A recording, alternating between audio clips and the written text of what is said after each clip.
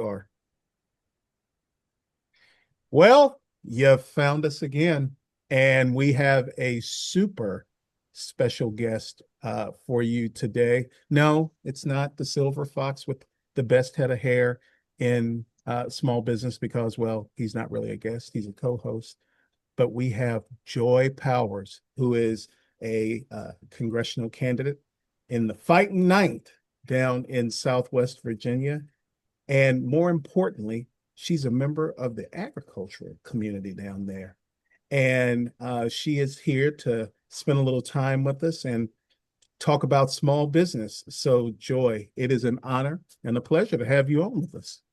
Well, thank you for the opportunity. Small business and agriculture are some of my favorite things to talk about, so I'm excited to kind of dive in today. So, tell us a little bit about you and your family, because I know you have a very unique story about you and your family's business. Yeah, so everyone always asks you, did you grow up around small business? And I always just laugh and say, no, I literally grew up inside of a small business.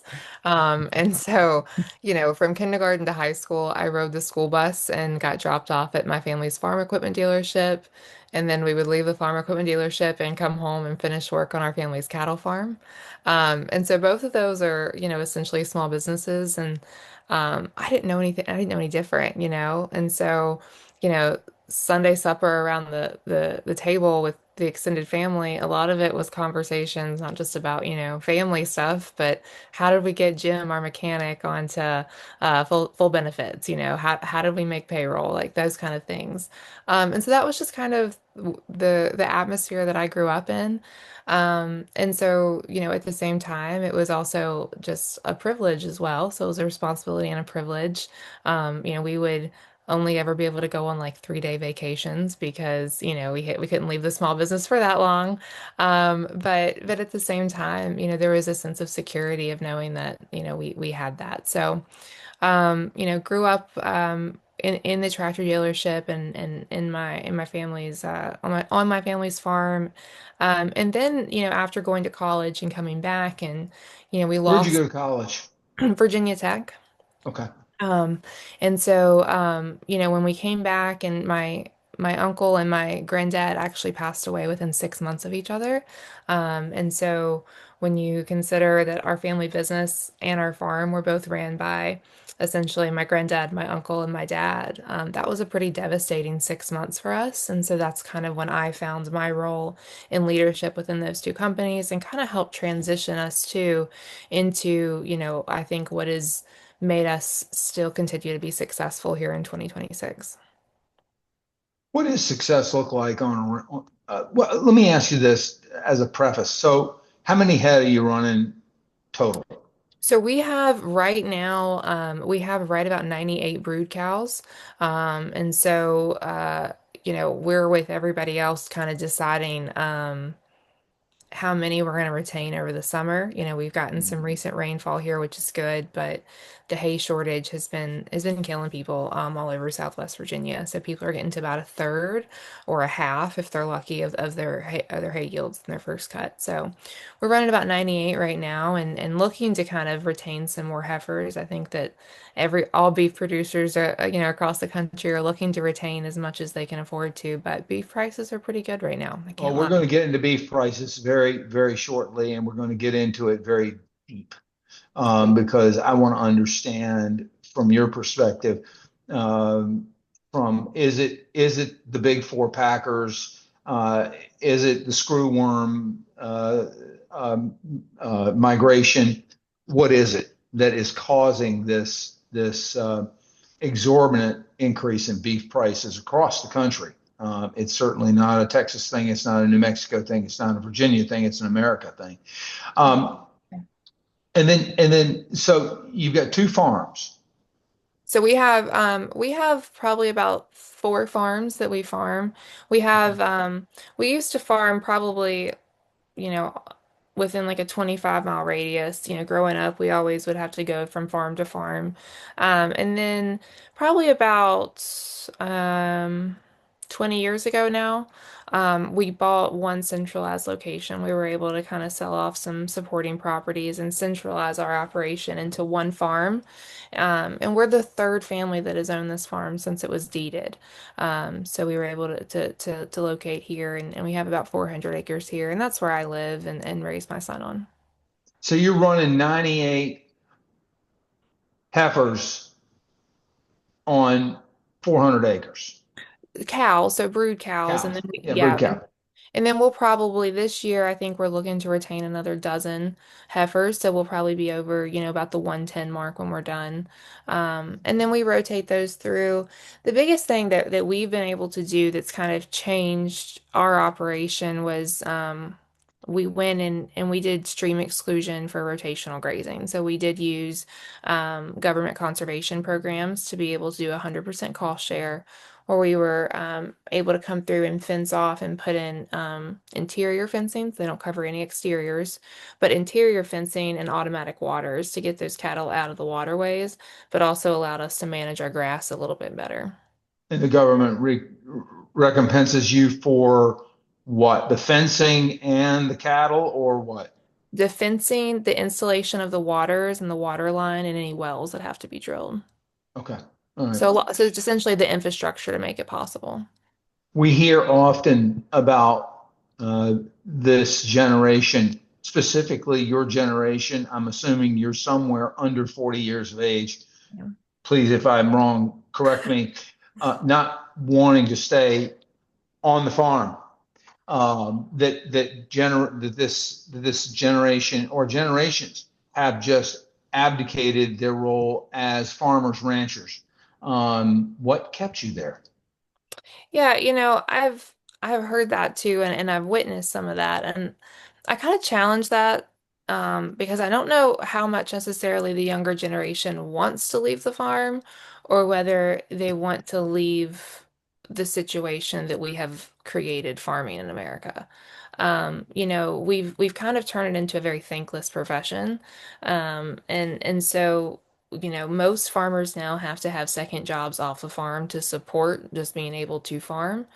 But for me, what kept me here was, I've loved my family, I've loved my farm.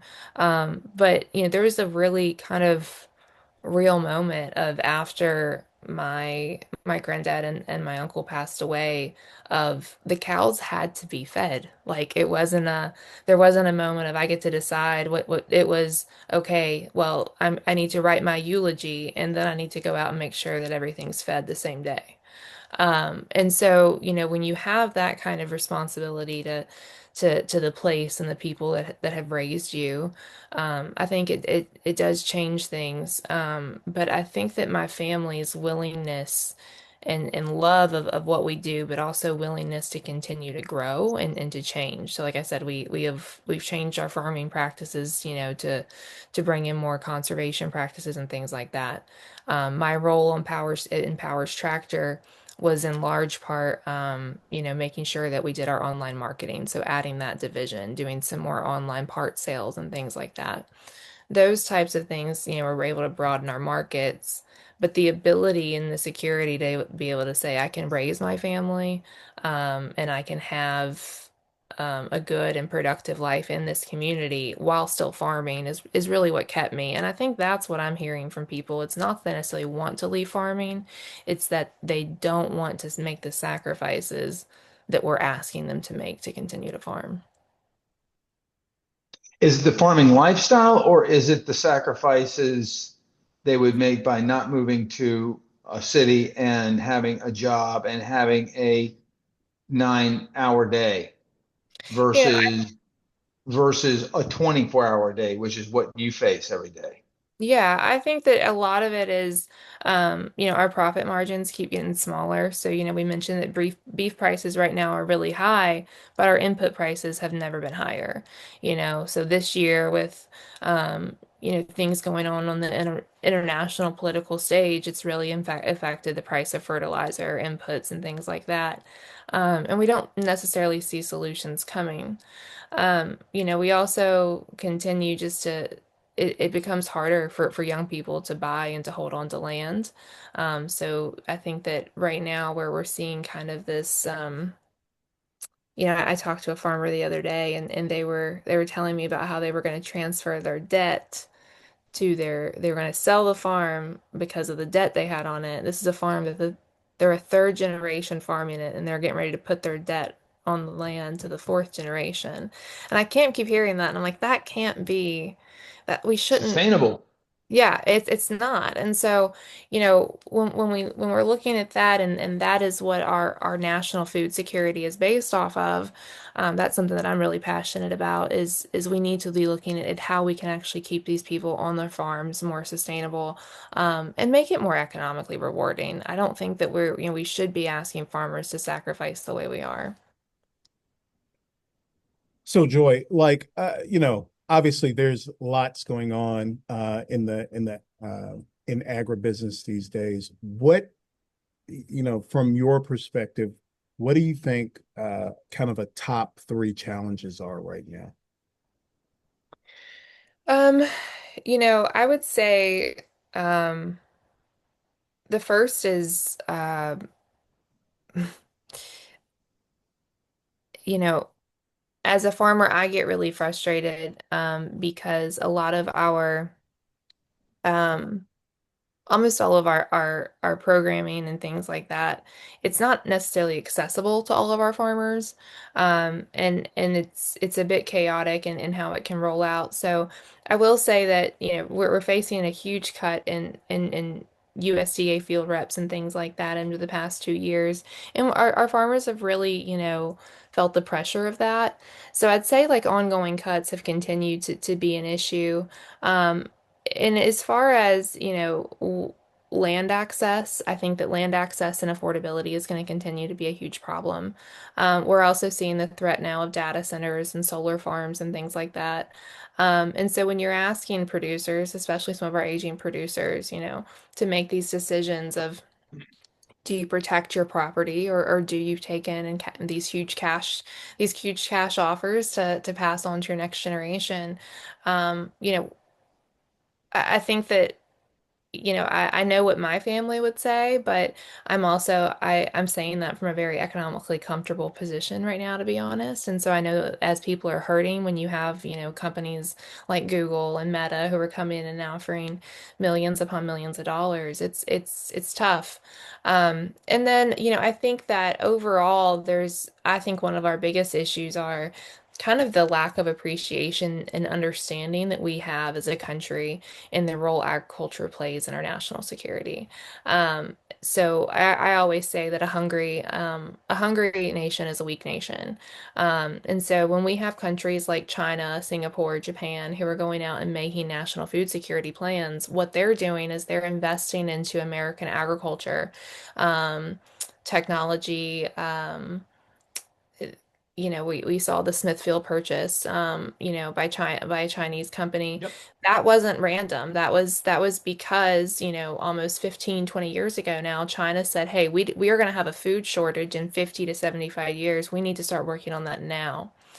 So what concerns me is, whereas other countries are doing that, it's almost like in this country, agriculture has become an afterthought. I think that between the tariffs and our international trade, it's just a lot of time farming and commodities are just felt like a kickball. We just go back and forth. We don't know where we're going to land. And so I think that the inconsistency is also a huge issue. Yeah. Secondly, or thirdly, Um, challenges you face. well, then I think that we also have, if we want to look at, issues that we face on just a really basic level, it's, access to capital if we wanted to expand, Jim, there if it we is. if we want to go out There it and is. if we want to get resources, it's becoming harder and harder, and we as dealers, we work and are dealing and watching the same thing as, we come in and it's becoming increasingly harder for us to even get our customers financing, much less as us to go out and get financing as farmers. Stop there. I want to ask you a question. This is a very important point that we make day in, day out, week in, week out on this podcast. There are two major issues that Jim and I and those of us who took part in the transition for the governor saw. And these are the two most important issues. We talk about it constantly: access to capital and engagement. So you have just gone inadvertently, or no, you meant to do it, but not knowing that's what we talk Yeah. about, you've gone straight to the point. And the point is, so let me ask this. My name is Bob Smith, and I'm running 50 head on 100 acres. Mhm. And I need to buy a tractor, Mhm. basic tractor, right? First of all, how much is a basic tractor, not a combine? How much is a basic tractor for that size operation going to run me? I don't know whether you sell Case or whether you sell John Deere. I don't know what you sell, but We whatever it is sell, you, so I would say that for a full-size tractor to do everything you needed to do brand new, you're looking at least 50 to $60,000 with implements. okay, all right. And okay, I don't have the 50 or 60. Um, I've got 10 I've saved up and I'm going to put it down on this tractor. Um, how many banks do you go to in order to get Bob that loan? So, a lot of the companies actually have their own financing companies and firms that they work with. And then we also work with Farm Credit quite a bit. Those are the two easiest for us to work with. If you want to go to just your standard bank and not a specialized agriculture lender, your odds get increasingly harder to get Okay, then specific. let's go back. Let's go back to where you would write the financing or help Bob find that financing. What's the interest rate on that tractor? And let me ask you, would Bob come in with 10,000 or would he want to finance the whole tractor normally? Um, I would say usually most people come in with something down. And so, what we'll have is I can look up our current rates right now. Um, so we'll have somebody come in and they'll put a credit report down. What usually happens and what we usually see is um, they'll put their wife's name down as a cosigner because they usually have if a full-time farmer comes in, they almost always put somebody else as a second cosigner on the loan because they do have a salary job or a consistent job. That's almost They've guaranteed got that we. pay stubs, therefore they're a better bet, right? Yeah. So let's see. I'm sorry, I'm just trying to get you our current rates because I haven't seen Now, those this in. is interesting to watch a small business person do their job. Yeah. So right now, if you can get it with our company, so they offer 0% for up to 60 months right now, but that is with what down?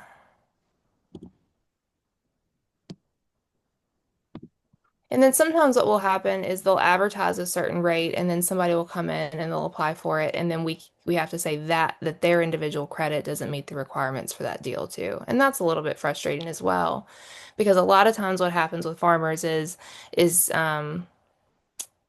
my dad used to call it they were asset rich and cash poor. And so the Absolutely. Happens ability, all the time. Yep. yeah, so they're able to, it used to be that was financing, was a little bit more friendly to that situation, but we're finding that it's not anymore. And that goes back to, it used to be you can get a loan with a handshake. I was not allowed to see those deals, but that is that is the what it was like when we were, my family's company was established. My granddad would tell me stories, and he was on the bank's board, and you went into got a loan based on a handshake, and we don't have that anymore. And so, with this is we usually offer, the 0% financing for 60 months like we have right now, or you can get a cash rebate. Those are the two offers that we have. But And a those lot are of people don't qualify for that zero. A lot of no, people and don't qualify for that rebate. yeah, So my and second question, my follow-up question is this then. Is there a federal program? Is there a state program to help with any of this? Because if the government's not going to support the family farm, and yet, Buffy and her friends are all going to run no farm, no food stickers on their Volvos. What are we doing? Where's the disconnect? So, are there programs, federally or state funded programs, to help Bob Smith? Typically, no, not in this case. There What it federal is. programs and state programs love to do is they love to pay into permanent infrastructure.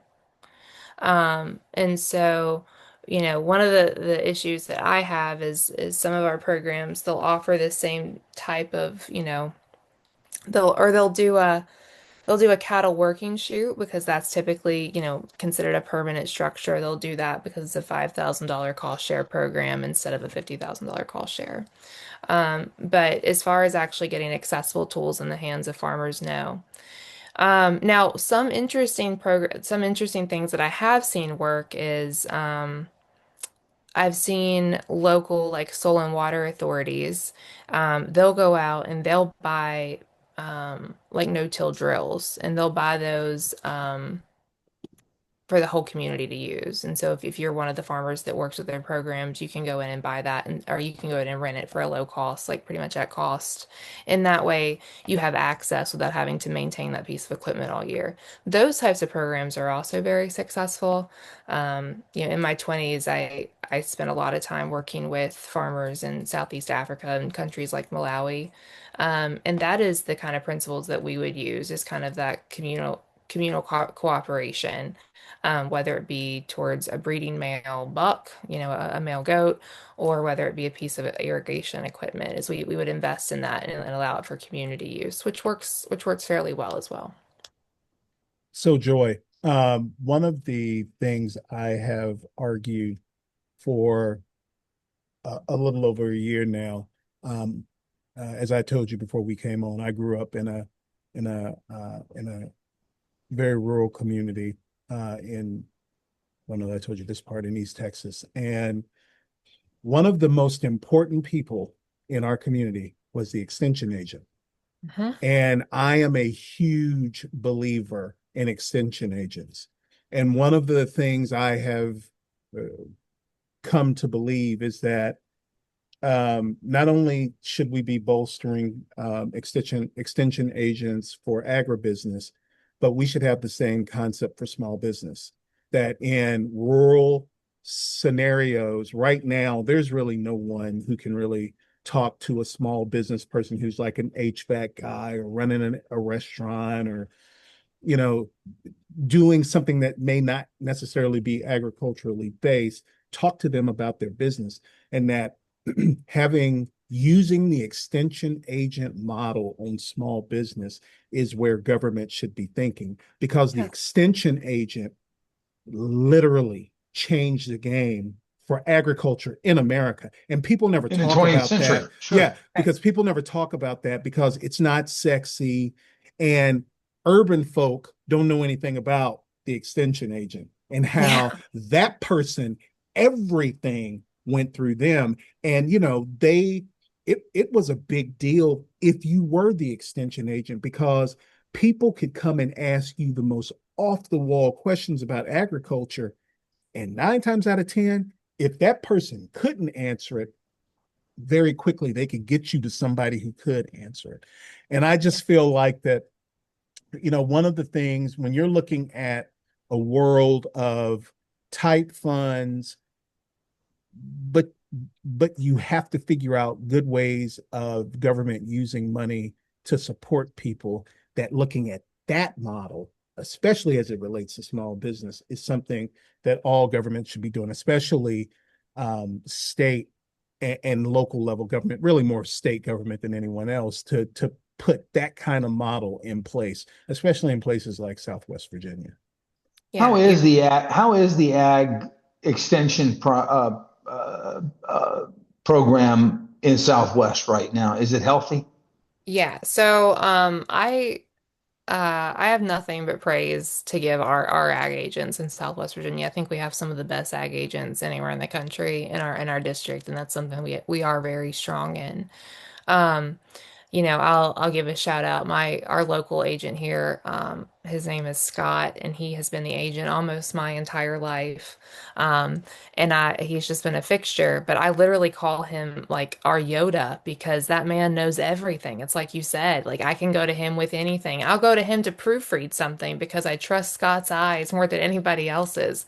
Um, but my partner actually works for the Department of Agriculture, and so he is out with our extension agents in Southwest Virginia. He's a cattle grader actually, and so his job is to put together loads of cattle from different farms and make those make sense to buyers, and then they get shipped out to be fed out. But he's with our agents every single day, and they do a great job. And I think one thing that we have to remember too is our extension agents are also on the front lines in our natural disasters too. I know that, when we've had so many farmers who had to deal with the impacts of the flooding and the storms. I mean, because we're having, 1,000-year storms 3 times a year, it seems like. Annually, right? Yeah, I mean, and so, and in these communities that are so isolated, and when you have farmers who come in and some people's their entire hay stores got flooded last year. So you have extension agents who are now doing their regular job and also coordinating these massive efforts to get, resources down to their farmers.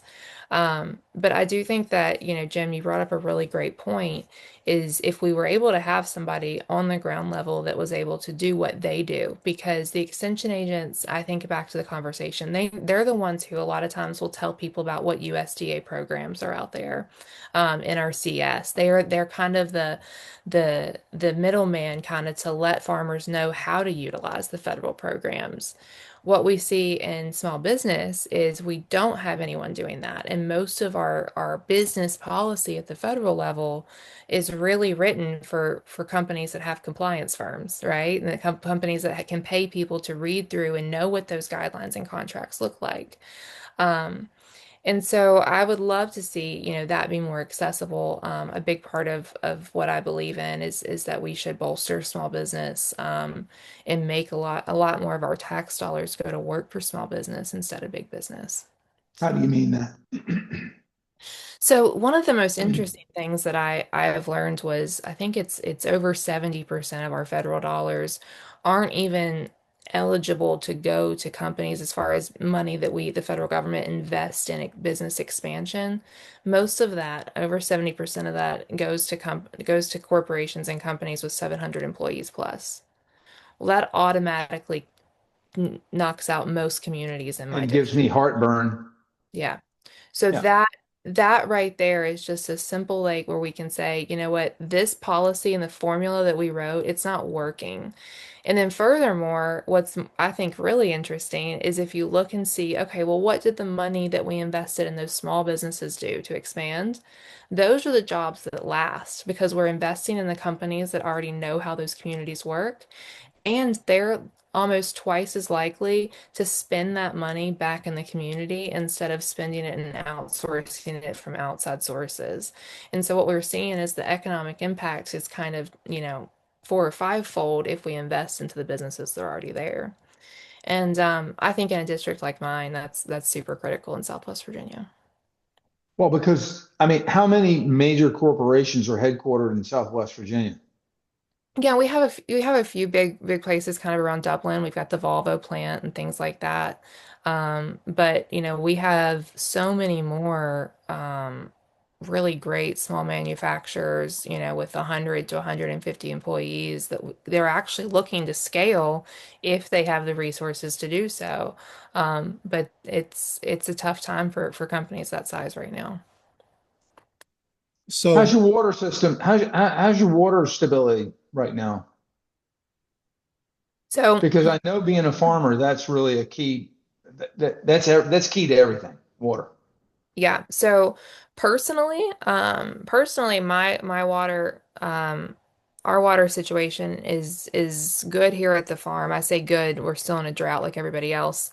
But I say that knowing that, I was talking to a farmer in Giles almost a month ago, and they were already having to haul in water.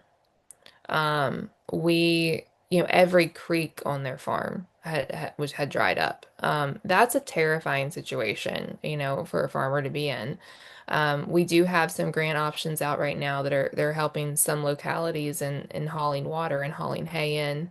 But I think that what we're seeing now in the conversation around water, especially when we're talking about, who's using our water. Bedford borders Botetourt, and of course Botetourt is the site of the potential and the future Google data center mega site. So that's kind of and that conversation has really been spurred on of our water usage. I also have proximity to Smith Mountain Lake here. So there's been a lot of conversation in businesses around there. Right? And frankly, we're going to lose small businesses at Smith Mountain Lake this year because the water level's so low. It's really dropped tourism, and we're going to lose some Franklin County and Bedford County businesses because of it.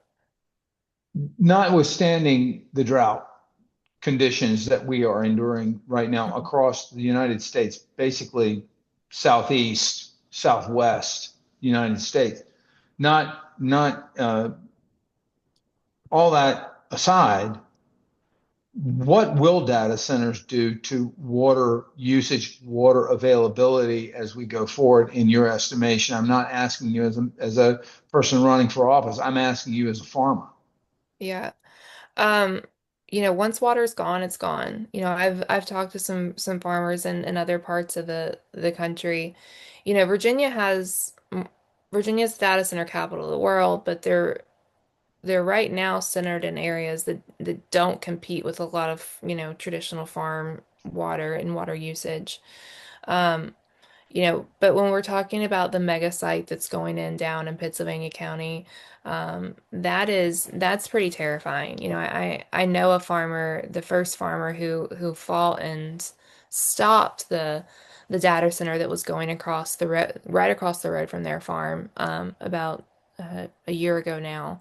And that was the initial site in Pennsylvania County they were looking at. And that was a main issue to them because when we're talking about raising cattle and raising hogs, the groundwater, one, we want to make sure we have it, but we also want to make sure it's clean. And I think that that's another issue is when we're talking about whether it be farming or whether it be small business or tourism, water quality is absolutely fundamental to every one of those. I mean, I don't think you or I would want to rent an Airbnb somewhere at Smith Mountain Lake or any lake and then turn on their water and see this brown sludge coming out, which is literally what's happening in some places in Georgia and Arkansas. The unfortunately what's I think that part of the issue we're seeing and why we're seeing so many of these environmental violations is because quite frankly, um, it benefits the companies more to continue to violate them than it does to pay the fines. Right now, I think that we need to be a lot more protective about water as a country. I think that we need to start looking at our resources and management and as that because, um, we put in automatic waters here and fenced out our waterways. Um, so to me, it seems a little bit frustrating that as a farmer, we're expected to go through this to protect our water when we know these massive industrial sites are trying to be pushed into every single one of our communities. It'll do a lot more damage than my cow's manure ever would. So that's kind of the catch 22 there.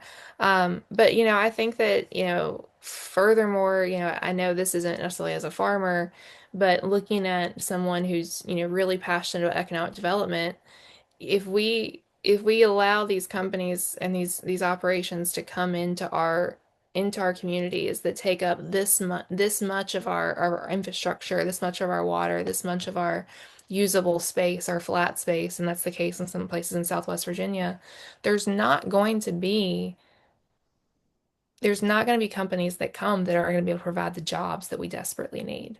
So essentially, we're wasting our infrastructure on entities that supposedly can, boost our tax base, but they're not providing any kind of measurable long-term jobs. And that's what I'm saying is how much water are we going to invest on these short-term projects that don't actually provide decent jobs?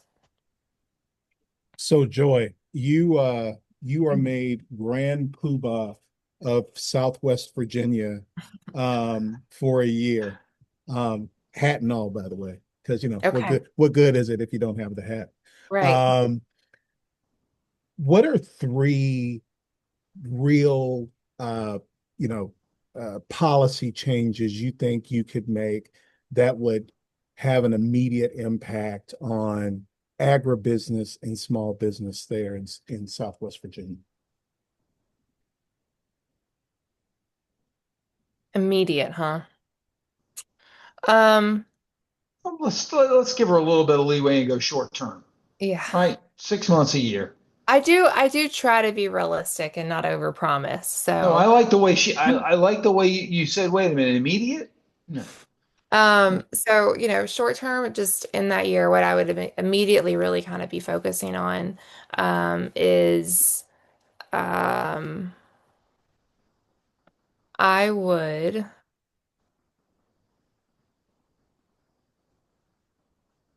I'd immediately, look to see, and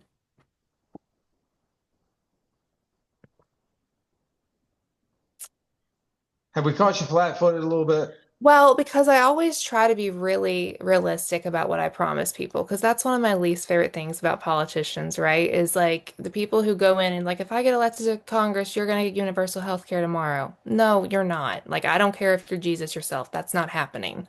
Not with who we have in Washington right So, now. so Not Joy, that let I me, don't support that. right, right. I would be very happy about that, but we need to be realistic about what we're telling people. So let me frame Frame the the question question a little bit slightly. differently. Right, Yeah. let me frame it slightly differently. An immediate change, knowing that things may not impact those businesses immediately, but you have to make those changes in order so that at some point, be it short, medium, or long term, you actually get to change. Meaning, Mhm. some people think when they think about long term change, right?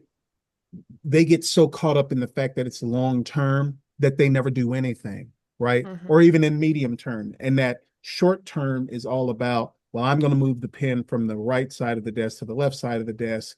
And that means that I'm going to be writing full books starting tomorrow because I moved the where the pen is located. The reality is it's getting the ball rolling on a policy, even though the policy may not yield um, uh, you know true impact for someone for years. But Right. you got to start somewhere, and the start is I want to make this change now, knowing that eventually the impact will be there. The impact may be 6 months from now. The impact may be 5 years from now. I'll give you one last example.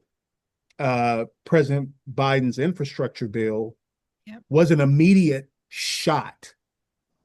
There was an immediate thing that was done. That's going to take probably 15 years, Mhm. if not more, to realize everything that comes from that infrastructure bill. Yeah. Okay. Yeah, it makes sense.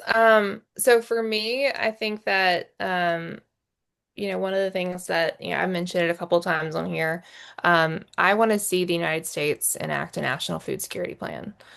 So that is a piece of legislation that I've already worked on, started drafting because I want people to understand what that would look like. And there's a multitude of things in that. But first and foremost is we need to get to a point where we're at a net negative of loss of farmland. That's not going to happen overnight, like you said, like these kind of things, they take time. But at the same time, we have a group of leaders in Washington who I believe a lot of them actually want to do right by this country, but we have not given them the tools to understand w- how they can support our food supply and agriculture. And so I do think that I'm immediate sorry, we haven't given them the tools to understand how to do that. No, because They if we don't look go there knowing what they need to know to get it done. Yeah, well, I mean, so I have a really great relationship and I have a lot of respect for Congressman Walkinshaw. Now, Congressman Walkinshaw, I use him as an example because I would not know, I don't know how to run his district, right? Like if you come to me and you ask me how do you go in and you know how the public transit system works in Fairfax? I don't, you know? What I want to see us do is because, no policy really no policy can be put forth without us having the data essentially to be able to push it through, like not legitimately. And so what I want to see and what I think maybe a lot of probably our urban and suburban legislators need to see is how our farmland translates to our national security. And so I don't, and maybe this is just me being naive. I don't expect necessarily all of our congressmen from our urban and suburban areas to understand what it's like and to understand that. But what I will say is I want to see and I want us to put forth that information and that data by saying if we continue to lose farmlands at the rate we're losing now, that we're going to be importing this much of our food supply by 2030, by 2040, by 2050. That's what our legislators need to see. You know, we talk about energy in that way. We talk about how we are going to make sure we have a secure energy supply. But we're not talking about how we can actually feed our country. You know, the Farm Bill, it used to be, I think, one of the best pieces and best examples of bipartisan cooperation. You know, I've been to Capitol Hill and I've lobbied for the Farm Bill numerous times in my life in various forms. But um, what was always we were always told was you could never take um, you can never take the nutrition supplements out of the Farm Bill and separate them from our actual like farmer benefits because the two together, that's what made every legislator in the country interested. Well, what we're having now is the Farm Bill is essentially, I think, you know, in the past few years been absolutely decimated on the political scale. You know, it's not a piece of bipartisan cooperation anymore. And so, you know, I want to see us get back to the point where we actually have a clear metric as to what this country is trying to do and how much food of our food supply we're actually trying to produce. Because right now we do not have that. The Farm Bill is a commodity management bill. It's not a food security bill. So I want to see us, you know, one thing. So obviously, that's something that, you know, my national food security and American farmland legislation is something that, you know, I'm really passionate about and will continue to be working on through this campaign. Secondly, you know, I think that looking at our education system, especially in Southwest Virginia, I always say that education is essential infrastructure. You know, whenever you're talking to anyone about economic development, the first thing they ask about is how's your school system? And they're not just asking about high school. They want to know about, you know, every level because they understand what that correlates to. So ultimately, I would love to see a reinvestment into our education system and particularly our career and technical education system in Southwest Virginia. You know, a lot of times divisions like ours, they get left behind because they're not in what people believe to be immediate proximity to tech jobs. And so we don't see the investment in upgrading and our CTE programs. And I think that's wrong. You know, we're seeing the influx of robotics, of, you know, GPS technology, AI, and everything from agriculture, you know, whether it's, you know, breeding cows to planting fields. And so we need to continue to integrate technology education. So I'd love to see a reinvestment into our education system. You know, I'll be honest, um, working working in some of the developing countries that I've lived in has gave me an unreal appreciation for our education system. You know, as a student, I did not understand what a privilege it was to have a free public education. And so, you know, as we're seeing, you know, kind of these devastating cuts and restructuring of our education system, the reality is areas like Southwest Virginia are going to be the first ones to feel the pain. And the problem is we're already hurting the worst. So I really want to see investment into our education system, particular CTE and the Perkins grants and that type of thing. I'm a little confused. I'm sorry. I need to go back. Yeah. You say in one breath you're saying that our education system needs to be better, but then you say, well, you know, you lived out of the country for several years, I'm assuming, and that gave you a great appreciation of the education system. If you look at an education system in Southwest, that education system is completely different than the education system in the urban center of Richmond, Virginia, or the urban center of Petersburg, Virginia, the urban center of any, name it, Richmond City, Portsmouth, Norfolk. Right. So my my question is education in a good space? A good space. Is education, there's my buck up there waiting to say hello to me. I've got deer all over the place right here. Um, sorry, ADD is a hell of a thing. Um, is education in a good place or is education in not a good place in your estimation? Well, if you compare it to the one-room schoolhouses in Malawi that I worked in, it's in a great place. Um, if you're comparing it to where we were 10 to 15 years ago, I think we're in a worse place. It's kind of like the actions and what we're seeing. Um, we can have really great school systems at the local level. We can have great teachers. We can have great principals, and we do. We have outstanding teachers in Southwest Virginia. But if they have a really bad partner at the federal and even the state level, there's only so much they can do. And so what I see is I see, our schools are, like I said, I believe education is infrastructure. I believe our schools are infrastructure. We've seen kind of, when you go down to the coal fields, you've got some area schools that have gone through consolidation. You have other communities who are weighing the choice of consolidation. But what we're seeing, and you hit on it a little bit, is, the school systems in Southwest Virginia are very different than the school systems in our urban centers and in our suburban areas. Should the education always be identical in those places? No, they shouldn't, because they should reflect the communities that they're in. That wouldn't make sense in a lot of ways. But should those students same have equitable opportunities to the same paths of success? Yes. And what I am seeing and what concerns me is, instead of increasing and continuing to better our school systems, I believe that we're actually making decisions that make them much worse. Virginia, we were just this week, the first state to go into the federal school choice program. And some families are really excited about that, and I think on an individual basis, I think there may be some reasons to be excited about that for folks.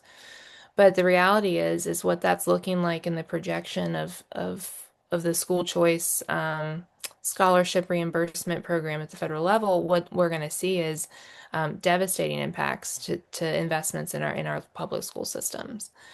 And so I think the projections, millions upon millions of dollars over the next 10 years that we're going to lose into our federal systems. And so what we're seeing kind of this, even my son's school, I was told that based on enrollment numbers just this summer, they're going to have to cut staff. Um, that's because we're continuing to kind of cut resources that the teachers and principals are having to work with, and our education quality suffering. So parents are taking their students out of the public school system, the ones who can afford to, and putting them in other systems. That only works in situations and in communities where there is school choice. Most of my district, you don't have a private school to choose from. And if you do, um, that doesn't mean your student's necessarily going to get accepted. So what I'm saying is I have seen places that do not have a fair and equitable public education, do not have a public education system, so to speak of. And we should not be making policy decisions that move us closer to that. We should be going the other direction. From a business standpoint, what I find really interesting is, a lot of times we have leaders who will talk about the education system being superb in other European countries, but they don't want to enact the things that makes those systems better. For me, one of the biggest things that I believe in, and one of the things that I would like to see us do, is invest in early childhood education. I think it's one of the smartest things this country could do, would be to help our children actually get a solid education in their most formative years, in the years where science tells us it's actually going to matter the most. Um, and so, instead of cutting opportunities for things like that, especially for working parents and for working families, it would be huge. We should be expanding that. How's pre-K down there? So, it's available. We do have pre-K and Head Start. We've lost some availability, but we've also seen some federal expansion programs in the New River Valley as well. So that has been a good bonus. Some of those recent federal programs that Southwest Virginia's seen that we were talking about before. We only have a couple of minutes left. I wanted to ask you one question because you brought up something that I have been absolutely fascinated by, and I'm an old man, so old men always start with, I saw it on TV. Um, I'm a big Jeremy Clarkson fan, British motoring journalist who started this series 5 years ago, Clarkson's Farm, on Mhm. not Netflix but Amazon. Um, he is right now. Okay, I found this on the web for 5 years. Sorry. He he right now is demonstrating to us um, programmable planters for onions, for any kind of seed, programmable tractors that will till the soil, all done by GPS systems. How much of that is really going on in a real agricultural community, steeped in tradition like Southwest? Is any of that making its way in? Yes. Wow. Okay, Yeah. talk about that. Yeah. Yeah. So we've I wouldn't say it's everywhere and it's everyone, but I'd say that, most people would probably be surprised as to the technology that people use. We have GPS on one of our tractors here on the farm. We installed it last year. And so, it's not so much of a place where people are dependent on that technology yet, but people are starting to integrate it to see because we know it's coming. One of the most interesting conversations I've had recently was actually about AI with a farmer. Now these farmers are farmers who they've literally like they founded Southwest Virginia. So like it's like they're the eighth generation on their farm. And so when we're talking about AI with them and they were like, listen, like we think that the AI conversation is going really wrong here. We don't want a total ban on AI. We want it to be regulated. She's like, but we actually use it. And they were telling me about how they use AI to track and measure their cast growth percentages. And so they keep everything and they have built an AI model basically to help them track their weight gain efficiency in all their calving. At the same time, they were telling me about how they've done things like do instead of they basically will put out and they'll fence off the hay and then just move the fences instead of going out and using their tractor every day to put out hay. They just go out and put out and move their temporary fencing in order not to compress the ground and waste fuel and things like that. And so I think that there's a lot more of that going on than people think. But I think that with that, I think that a great place where we could actually see the federal government come in and say, we want to invest in these certain things and we'll help you do that through grants or other measures would be to invest in some of this technology. Probably not AI, but maybe if they could help invest in some of those GPS programs and things like that because people are like, do you want it because you're lazy? No, the GPS actually helps and it really helps cut down on waste, sustainability, and when you're talking about putting down fertilizer or, You don't pesticides, want to waste. you don't want to waste and you want to know where it's going. You want it to be exact. And I think that's what consumers can respect too. So, I think that there's a lot more of that going on. And that's why I think that we need to make sure that we don't count out our rural high schools when we're talking about investing in technology education and things like that. We need to make sure our rural kids have an access to the exact same programs that other students do as well. Jim, I have one last question before you wrap it up. And I know Jim normally wraps it up, but I want to ask this question. This is the last question I wanted to ask you, ma'am. Okay. When I go to Kroger and I pay 20, we don't eat beef that much in the house anymore, obviously, due to age, our age, and the alarm bells on what beef can do to your, cardiac system. But when we do, I buy it from Kroger or I'll buy it from a butcher here in town, paying 22, 24, 25, $28 a pound. Are we going to see those prices come down eventually? Or are we in a brave new world of beef prices? Um, And it, and and please work in, if you could, the big four packers into the conversation. yeah, absolutely. So right now, when we're talking about beef in America, it's important to know that our national cow herd, so how many cows we have in production, beef cattle we have in production, is as low as it's been since 1955. We obviously know that demand is a lot higher. There's a few things that contributed to that. We've seen drought conditions, in the Midwest and in the South for the past few years. We've seen disastrous wildfires that really impacted our cattle herds in the West. But then, you have an industry that has essentially, been monopolized. Um, not only do we have, four companies that own 85% of the meat packing in this country, not all of those are American companies. So JBS, for example, they're a foreign-owned meat packing company. They also went public last year. And so, we know that when a company goes public, their goals, they're by law, they have to change. So you have a company, when you have a major meat packer, who was, finally after, years of legal fight allowed to go public, their only job is to serve their shareholders. It's not to try to make me as the beef producer any more money, and it's not to try to bring your price down.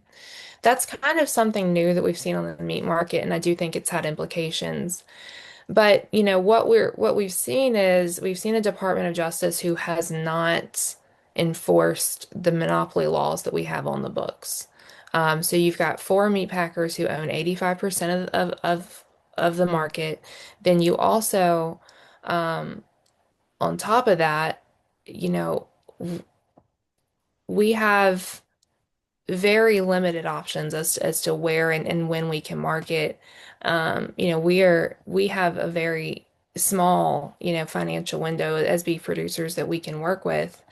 But even when, we're seeing these big agro companies like we saw with the egg case over the past year, when Mm. and we know that the meat packers have done price collusion and they've been found guilty of it. They make more money off of their collusion than they're actually fined. So why would they stop? What's the point? Right. Right. So something, if a small business, or I think of, I know producers, who have violated the law and who have lost their operations over things like, this was years ago, but there was a guy who um, was having a terrible buzzard problem. So this man lost his entire farm basically over financial fines over killing buzzards, which you're not supposed to do. But then you look at these companies who are actually, you know, impacting thousands and thousands of families, whether it be on the producer or the consumer side, blatantly violating the law, and they can just make money off of it and keep on going. I do think that's a huge issue, and we're seeing it now. But I think that what I would really stress people to remember is um, we don't have the same control over our food supply when it's imported. So I would encourage everyone, whether you're a meat eater or not, keeping American meat on American tables is going to benefit everyone in the long run. And I think that is what we need to keep doing. And I'm always going to be a proponent for country of origin labeling. I believe that American beef should be able to Yes, have ma'am. Yes, American beef ma'am. on. Preach. Yep. So So, Sorry, Joy, I know I'm supposed to be yep, and you're non-biased, talking but now, but so thank you, Charlie. Yeah, sorry. thank you. You're done for the day now because he's going to take a nap later. Um, Joy, thank you very, very much for joining us. Definitely, we have not had an opportunity to have someone in with your background in agriculture, and this is a big part of the Commonwealth. It's yes. not this, everybody talks about Nova or Richmond or, Tidewater. But the reality is Southwest Virginia is critical to the future of the Commonwealth. So for those folks out there on the interwebs, where can they find you? Yeah, so you can find us on our website at Joy4VA, so that's JOYFORVA.com, or you can find me at Joy for Congress or Joy Powers for Congress on Facebook, Instagram, TikTok, all the places. So, we are all about the people. So we love to hear from everyone. All right. Does your farm have a website? No, but the dealership does. It's powerstractor.com, but you can check us out there. All right. Well, thank you very much. And to all of our listeners and viewers, as I love to say, be good, be better, and be best. Thank you for joining us. Enjoy. Thank you for joining us. Thank Thanks, you. Joy.